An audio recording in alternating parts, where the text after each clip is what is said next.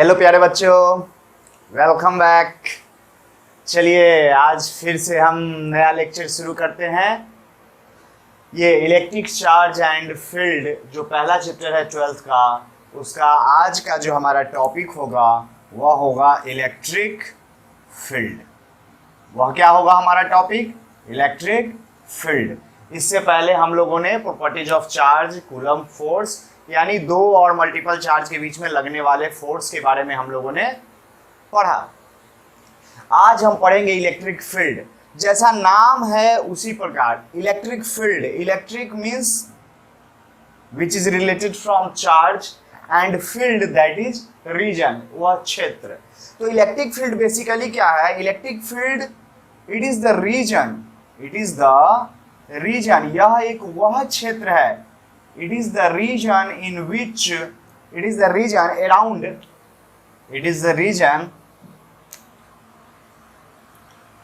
around a charge, around a charge or a system of charge, एक charge हो या system of charge. It is the region around a charge or a system of charge in which another charge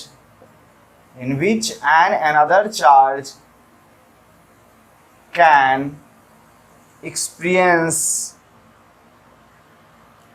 electric force,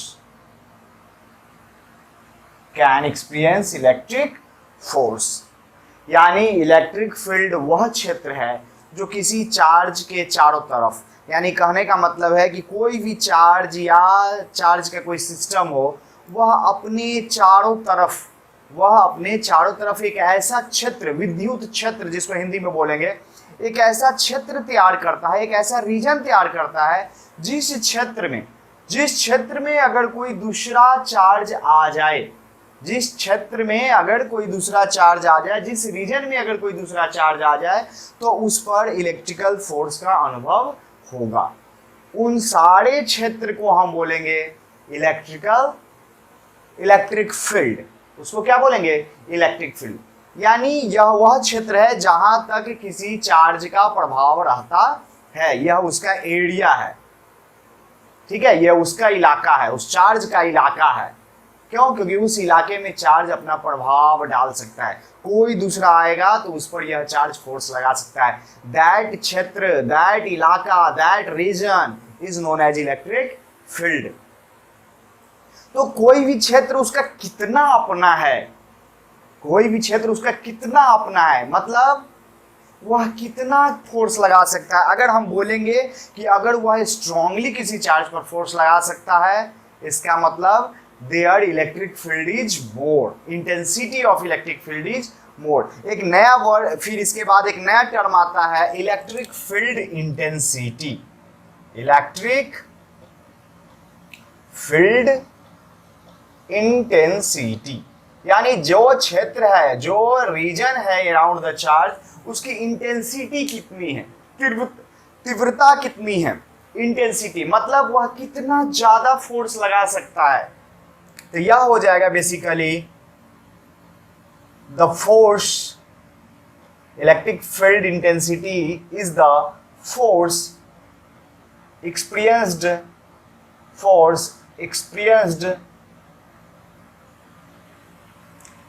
the force दो बार लिखा गया, the force experienced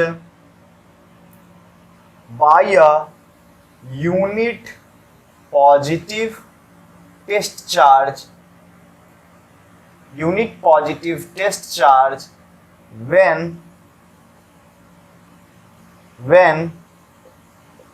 placed at a point in the electric field, at a point in the electric field, और ऐसा बोल सकते हैं near a charge system.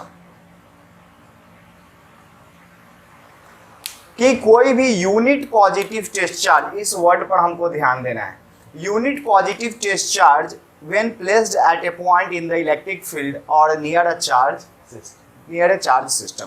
यानी यह इलेक्ट्रिक फील्ड इंटेंसिटी किसको कहा जाएगा कि एक यूनिट पॉजिटिव टेस्ट चार्ज लेंगे, उस यूनिट पॉजिटिव टेस्ट चार्ज पर जितना फोर्स लगेगा हम बोलेंगे उतना ही इंटेंसिटी है। यानी यूनिट पॉजिटिव कहने का मतलब मान के चलो +1 चार्ज, +1 चार्ज पर जो फोर्स लगेगा, +1 चार्ज पर जो फोर्स लगेगा उसी फोर्स को हम बोलेंगे इलेक्ट्रिक फील्ड इंटेंसिटी।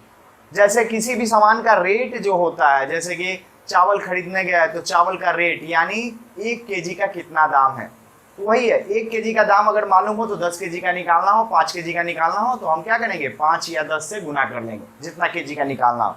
उसी प्रकार इलेक्ट्रिक फील्ड इंटेंसिटी फोर्स हो गया एक यूनिट पॉजिटिव टेस्ट चार्ज पर, यानी 1 कूलम पर लगने वाला मान के चलो कि फोर्स वहां निकल गया कि 1 कूलम पर, जैसे इसका यूनिट हो जाएगा, इसका ऐसा यूनिट हो जाएगा, यहाँ से क्लियर होगा बेटर, इट्स ऐसा यूनिट जो हो जाएगा न्यूटन पर कूलम हो जाएगा। क्या हो जाएगा? न्यूटन पर कूलम। तो अगर इलेक्ट्रिक फील्ड निकल गया 5 न्यूटन पर कूलम, इसका मतलब 1 कूलम चार्ज अगर वहां रखोगे तो उस पर फोर्स लगेगा 5 न्यूटन। इलेक्ट्रिक फील्ड इंटेंसिटी किसी पॉइंट पर बोलते हैं, किसी पॉइंट पर पूछा जाता है electric field intensity, it is defined at A point. ठीक है, इलेक्ट्रिक फील्ड इंटेंसिटी किसी पॉइंट पर डिसाइड किया जाता है कि उस पॉइंट पर किसी चार्ज को रख दे तो कितना फोर्स लगेगा, एक +1 चार्ज कितना फोर्स एक्सपीरियंस करेगा, that force is called electric field intensity. यानी मैथमेटिकली अगर इस चीज को लिखा जाए तो यह वास्तव में है force per unit charge. Basically यह क्या है? मैथमेटिकली अगर बात किया जाए तो इलेक्ट्रिक फील्ड इंटेंसिटी यह क्या है, ई से दिखाते हैं इसको, it is force per unit charge, force per unit charge. जैसे दिखाने का तरीका है F = limit Q tends to 0 F/Q।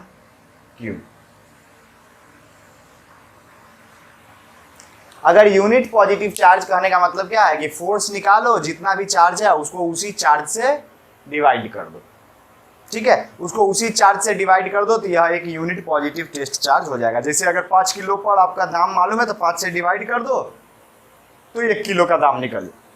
उसी तरह अगर Q चार्ज पर फोर्स मालूम है तो Q से डिवाइड कर दो तो इलेक्ट्रिक फील्ड निकल जाएगा। क्लियर?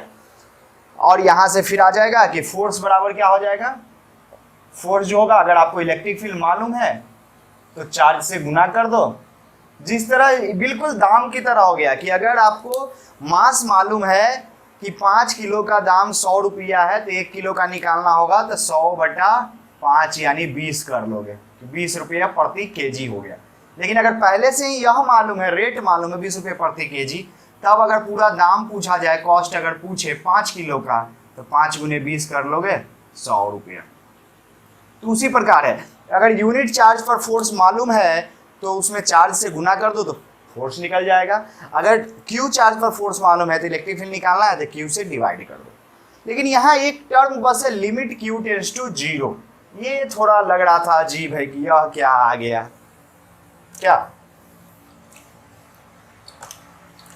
तो उसके देने के पीछे एक फिजिकल सिग्निफिकेंस है कि वी शुड टेक यहाँ limit Q tends to 0 means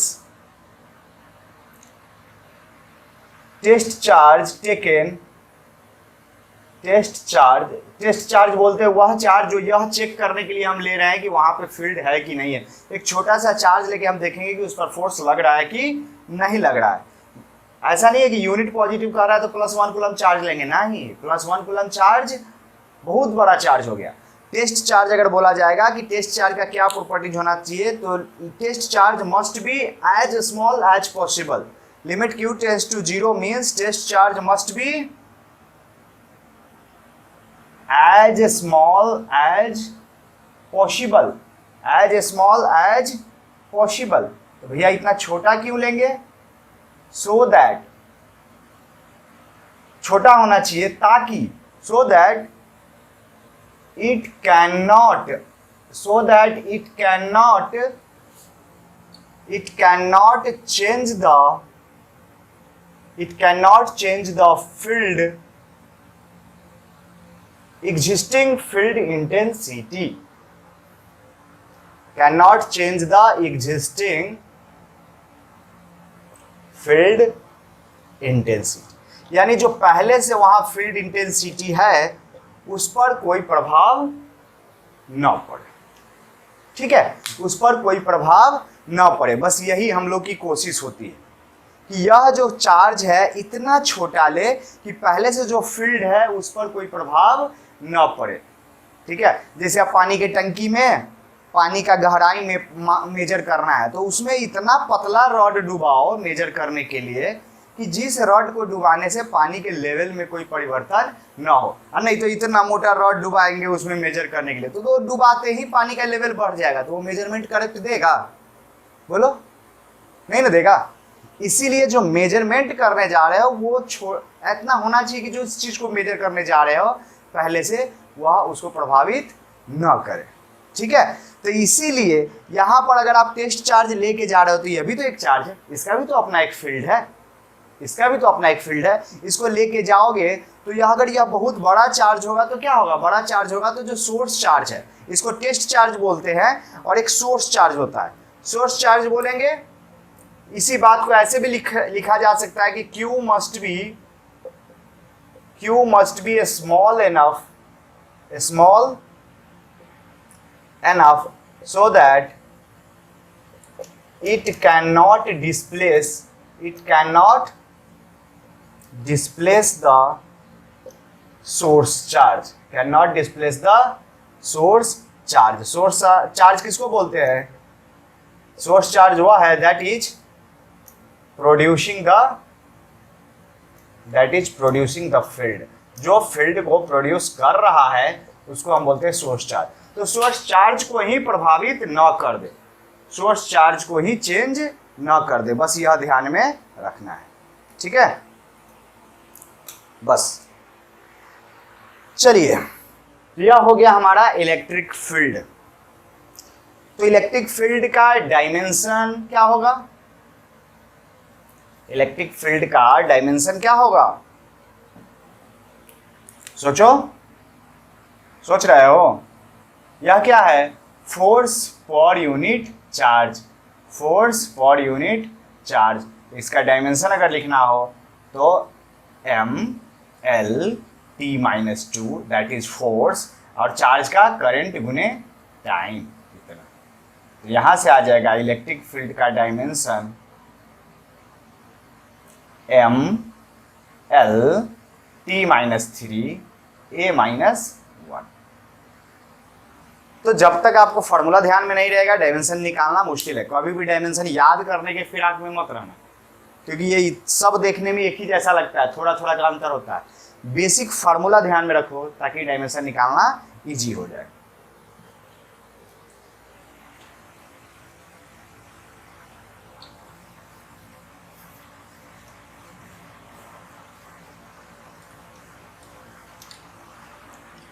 तो टेस्ट चार्ज जो हम लेते हैं वह पॉजिटिव नेचर का हम लेते हैं। टेस्ट चार्ज क्या लेते हैं? पॉजिटिव नेचर का हम लेते हैं। और ये हमको मालूम चल चुका है कि अगर कहीं पर हमको फोर्स निकालना हो, इलेक्ट्रिक फील्ड अगर मालूम हो तो फोर्स बराबर Q/E होता है।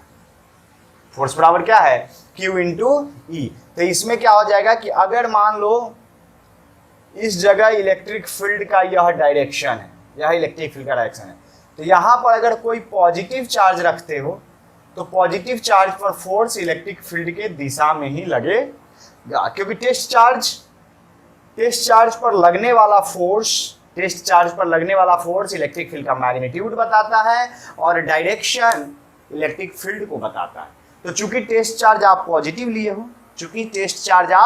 पॉजिटिव लिए हो तो सारे पॉजिटिव चार्ज पर सेम डायरेक्शन में ही फोर्स लगेगा, क्योंकि टेस्ट चार्ज पॉजिटिव है इसलिए इलेक्ट्रिक फील्ड जो होगा वह पॉजिटिव चार्ज पर लगने वाले फोर्स की दिशा में ही होगा। या फिर उल्टा बोलो कि जिधर इलेक्ट्रिक फील्ड का डायरेक्शन होगा उधर ही फोर्स पॉजिटिव चार्ज पर लगेगा।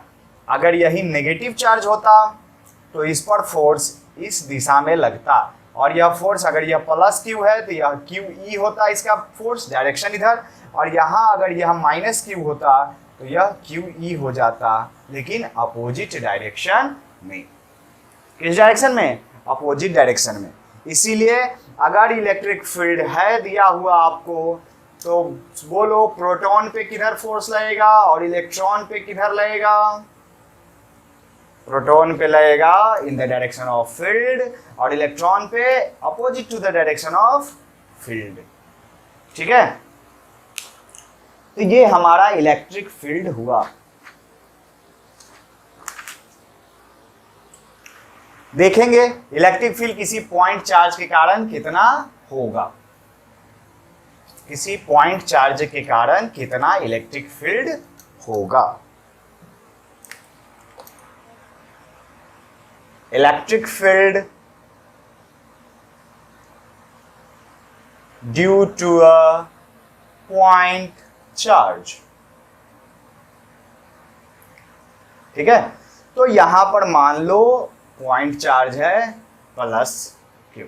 कोई भी फॉर्मूला हम डिराइव करते हैं तो पॉजिटिव के लिए ही करते हैं। यहां से r दूरी पर एक पॉइंट, यहां पर इलेक्ट्रिक फील्ड निकालना है।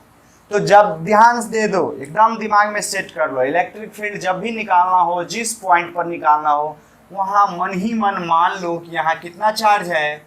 +1। कितना चार्ज है? +1। +1 कूलम मत लिखना, सिर्फ मन में सोच लो कितना चार्ज है? +1।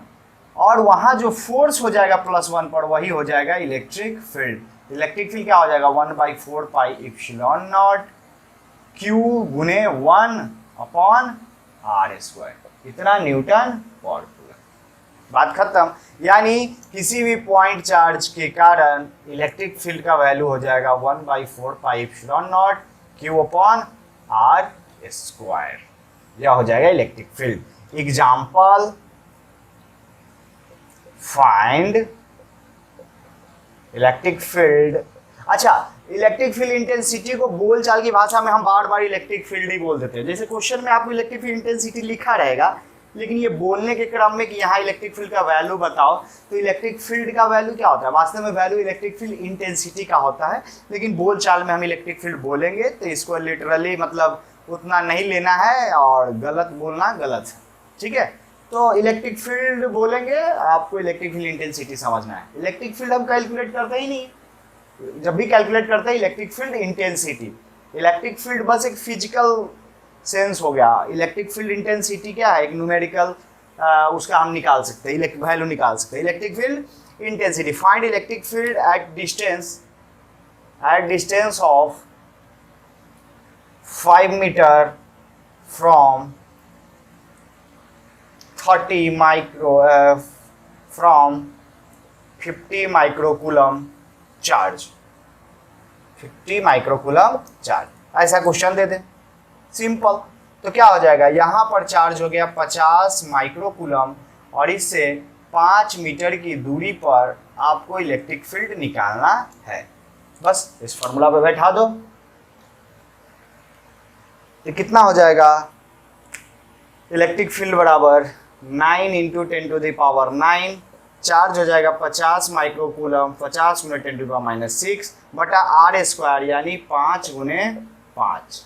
बस यहाँ से हो जाएगा 50, 25, 2, 9 दूना 18 × 10⁻³ न्यूटन पर कूलम। ठीक है, इसी में फिर दूसरा रहेगा, in the above question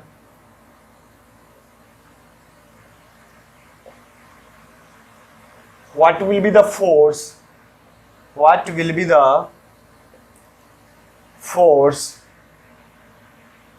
at that point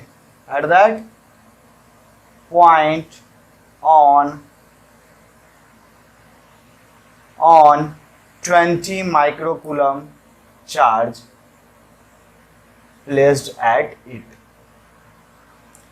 The force at that point on 20 microcoulomb charge. अगर 20 माइक्रोकूलम चार्ज अगर वहां हम रख दे तो उस पर कितना फोर्स लगेगा। तो अगर आप इलेक्ट्रिक फील्ड कैलकुलेट कर चुके हो तो यही तो फायदा है। अब आपको जितना चार्ज भी दे दे उस चार्ज पर आप सीधा फोर्स निकाल दोगे। ऐसा लगता है जैसे हमको रेट मालूम है, जो भी अब दाम, जिस मास का भी दाम पूछे हम बता देंगे, उसी प्रकार अब जिस चार्ज पर फोर्स पूछे हम बता देंगे। फोर्स बराबर क्या होता है, क्यू ई। तो वेक्टर फॉर्म में मैग्नीट्यूड लिखो तो सिर्फ क्यू, और इलेक्ट्रिक फील्ड का मैग्नीट्यूड फोर्स बराबर क्यू की जगह 20 माइक्रोकूलम एंड 18 गुने 10 टू द पावर 3। यह क्या हो जाएगा, फोर्स इक्वल टू 18 गुना 36, 360 गुने 10 टू द पावर -3, यानी कहने का मतलब 0.36 न्यूटन। इतना ही फोर्स मात्र लगेगा। ठीक है, तो एक चार्ज के कारण फील्ड निकालना, अगर फील्ड मालूम है तो किसी चार्ज का फोर्स निकालना सीख गए बस। अब इसी में आता है वेक्टर फॉर्म। क्या आता है, वेक्टर फॉर्म। वेक्टर फॉर्म में क्या है, बेसिकली आपको सिर्फ डायरेक्शन दे देना है, जिस तरह कूलम्स लॉ में था उस प्रकार यहाँ क्या करना है, एक डायरेक्शन देना है इन वेक्टर फॉर्म।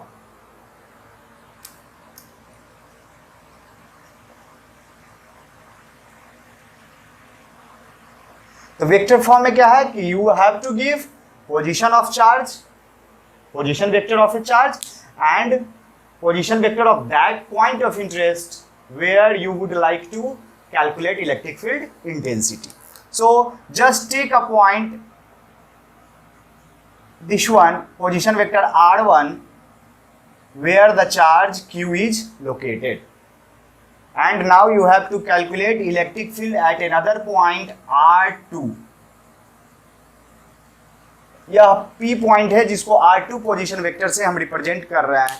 इस पॉइंट पर आपको इलेक्ट्रिक फील्ड निकालना है। तो Q से P के बीच दूरी देखने के लिए आपको यह वेक्टर ड्रॉ करना पड़ेगा, और यहाँ पर जो इलेक्ट्रिक फील्ड होगा वह इस दिशा में ही होगा। अगर इसको प्लस चार्ज आप मानते हो तो उस दिशा में होगा। फार्मूला हम लोग हमेशा प्लस के लिए ही डिराइव करते हैं।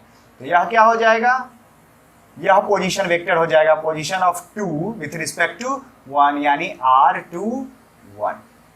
इसका मतलब है कि यहाँ पर जो इलेक्ट्रिक फील्ड होगा वह मैग्नीट्यूड कैसे निकालेंगे, इलेक्ट्रिक फील्ड जो होगा वह कितना हो जाएगा, 1/4 pi epsilon not Q upon r21 जो है उसके मैग्नीट्यूड का स्क्वायर। यह तो मैग्नीट्यूड हो गया, और डायरेक्शन जो होगा वह r21 के ही डायरेक्शन में हो जाएगा।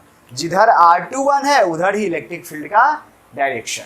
बस अगर Q पॉजिटिव है तो ठीक है, Q नेगेटिव होगा तो ऑटोमेटिक इसमें माइनस आ जाएगा, तो उसका उल्टा।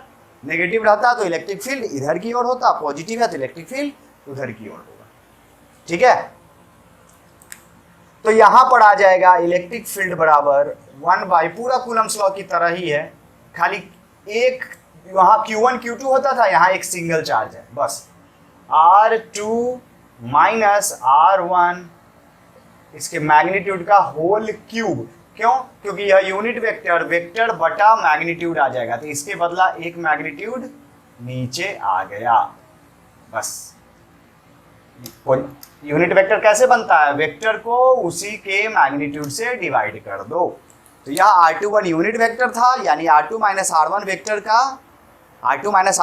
का यूनिट वेक्टर था, तो R2 माइनस R1 बटा R2 माइनस R1 का मैग्नीट्यूड, तो वह मैग्नीट्यूड इधर गुना हो गया तो स्क्वायर से क्यूब हो गया। यही हो गया vector for representation of electric field due to a single point charge.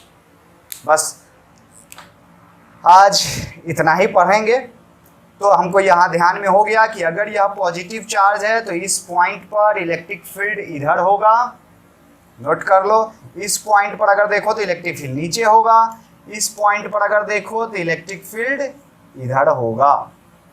अलग अलग पॉइंट पर अलग अलग डायरेक्शन होगा। अगर वही यहाँ नेगेटिव चार्ज हो, नेगेटिव चार्ज अगर रख दे तो इसके कारण इलेक्ट्रिक फील्ड इस पॉइंट पर पूछे तो यह +1 चार्ज को क्या करेगा, अट्रैक्ट करेगा, या यहाँ रखे तो +1 चार्ज को अट्रैक्ट करेगा, यह इलेक्ट्रिक फील्ड हो जाएगा।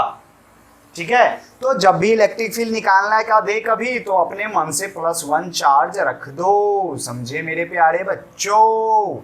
जब भी इलेक्ट्रिक फील्ड पूछे अपने मन से +1 चार्ज रखो, देखो उस पर कितना फोर्स रहेगा, क्या डायरेक्शन होगा। जैसे ही +1 चार्ज रखोगे क्लियर हो जाएगा, वो प्लस प्लस रिपेल करेगा, that will be the direction of electric field. ठीक है, नेगेटिव है अट्रैक्ट करेगा। डन। तो आज हम लोगों ने पढ़ा basically electric field due to a single charge system. थोड़ा पढ़ेंगे, मन से पढ़ेंगे, रिवाइज करते रहेंगे पीछे का, इसी तरह हम सिलेबस में आगे बढ़ते रहेंगे। कल हम पढ़ेंगे मल्टीपल चार्ज के कारण कितना फोर्स लगेगा, और फिर इलेक्ट्रिक फील्ड के कारण एक हम इलेक्ट्रिक फील्ड लाइंस डिफाइन करते हैं, उसकी कुछ प्रॉपर्टीज के बारे में हम अगले लेक्चर में पढ़ेंगे। आप लोग खुश रहिए, मन से पढ़ते रहिए और घर के भीतर रहिए। जय हिंद, बाय बाय।